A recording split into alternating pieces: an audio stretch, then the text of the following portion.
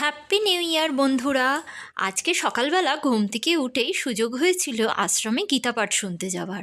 ওখান থেকে গীতাপাঠ শুনে সোজা অটোয় করে চলে গেলাম ছর্দির জানানো একটা ঠিকানায়। বজবজ ঠিক পৌরসভার পাশেই হালদার পাড়ায় একজন গৃহী ভক্তদের বাড়িতে নাকি কল্পতরু উৎসব পালিত হয়। সোজা ঠিকানা পেয়ে সেখানে চলে গেলাম। গিয়েই দেখলাম ঠাকুরের পুজো হচ্ছে।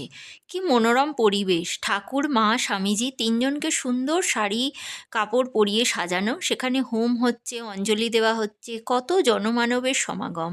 সেখানে গানেরও আসর করা হয়েছে, সেই আসরেও যোগ দিলাম, গান শুনলাম।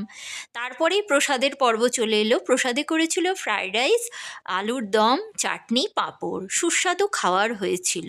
আসলে ঠাকুরের প্রসাদ তো। তারপরে আবার অটোয় করে চলে এলাম। এসে বাড়িতে দাদার তৈরি রান্নার রাইস আর মাটন খেয়ে আমাদের 1 জানুয়ারি কাটলো। তো টাটা।